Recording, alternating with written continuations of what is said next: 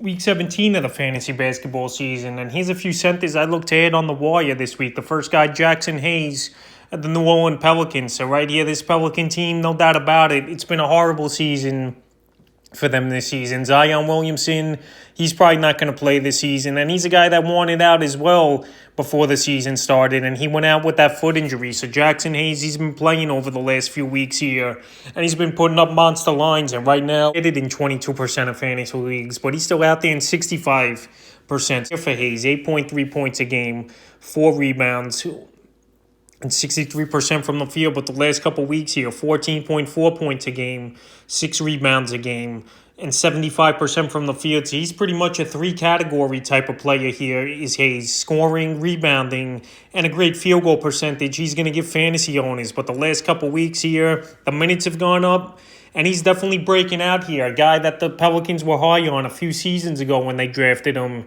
in the NBA draft. But he really didn't have much to show for it. But now he's getting things going. February 1st at Detroit, 6 points, 7 rebounds, 2 assists, a block, 60% from the field. February 4th at Denver, 22 points, 11 rebounds, an assist, a steal, a block, 100% from the field. And February 6th last night at Houston, 21 points, 7 rebounds, 2 assists, 2 steals, 2 blocks at 3 and 80% from the field. So right now, Valanciunas definitely could get traded at the NBA trade deadline. Like I said, this Pelican team's going nowhere. It's been a tough season. Zion might be next season to get traded, and they might try to trade Valanciunas for a couple draft picks or something of a younger player. So right now, I would go out there and get Jackson Hayes because it doesn't look like he's slowing down, and there's no reason for him to sit on the bench. He's a young player, and this is what the Pelicans should be playing right now, or the younger guys. The next center is Hassan Whiteside of the Utah Jazz. I've mentioned Whiteside a lot over the last 3 or 4 weeks here, but he's still available right now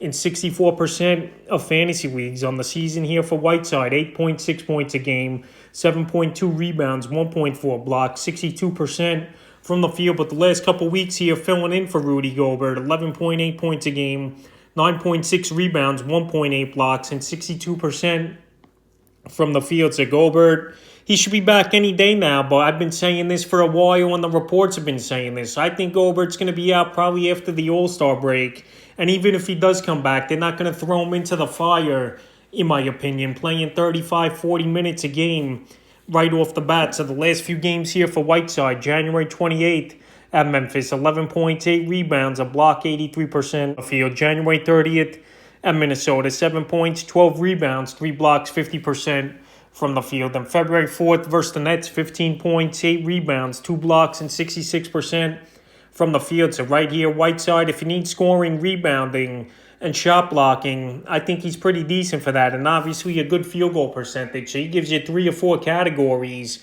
And right now he fits well with this Jazz team, off the bench or as a replacement starting for Gobert. But I would give him an ad this week. The next center is Kevon Looney of the Golden State Warriors. So he's another player I've mentioned over the last few weeks. And he's still available widely in 65% of fantasy leagues. Here's Looney. 6.3 points a game, 7.6 rebounds, 1.6 assists, and 55% from the field in the last couple weeks here. The rebounding has definitely been the stat that's been going up here for Looney. 7 points a game, 10.5 rebounds, 1.7 assists, and 55% from the field. So he's a guy who's playing about 25, 30 minutes a game at most for this Warrior team. But hey, this Warrior team, one of the best teams this season in the NBA, and especially in the Western Conference, where they've won 7 or 8 in a row right now. And Looney, he's going in there, he's getting rebounding, he's helping in field goal percentage, and he's getting almost a block a game as well. So if you just want a consistent guy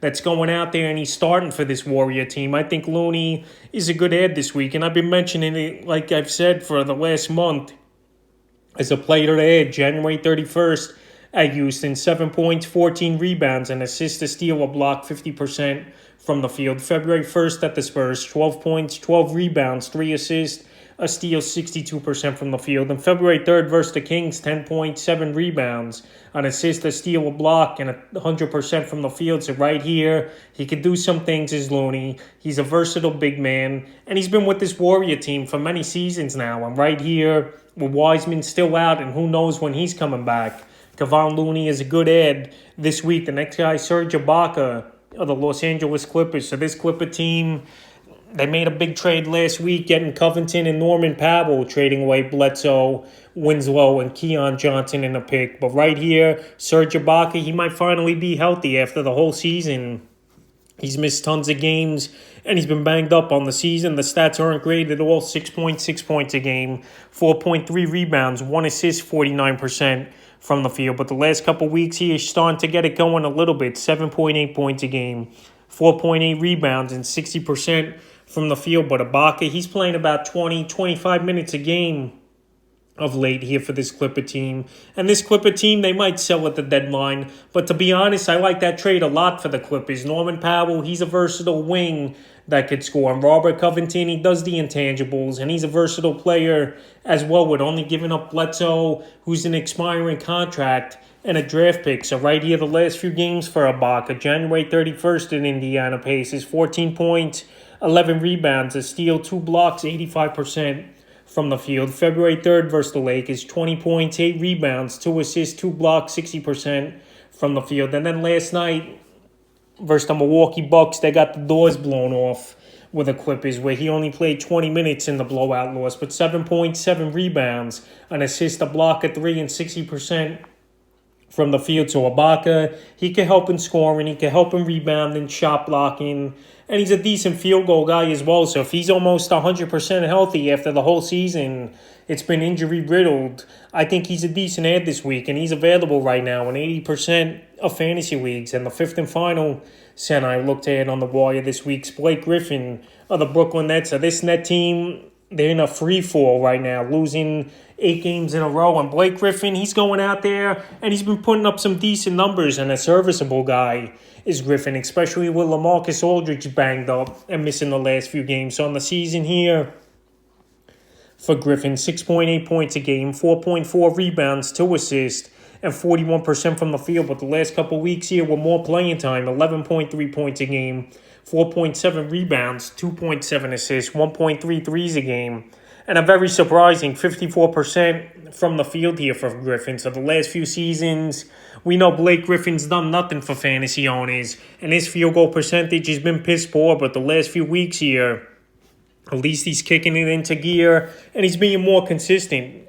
February 2nd at Sacramento, 9 points, 4 rebounds, 3 assists, a steal, 50% from the field. February 4th at Utah, 9 points, 5 rebounds, 5 assists, 3 steals, a 3, 50% from the field. And then last night at Denver, he had a nice ball game, 19 points, 4 rebounds, 2 assists, 5 threes, 58% from the field. So he could score the basketball, always a decent rebounder. And the last few seasons, I'm going to say he has improved his 3-point shot. So right now in deeper leagues, more than anything, I would look to get to Griffin. And he's available in 89% of fantasy leagues. So that's a few centers I look to add here for Week 17 of the fantasy basketball season.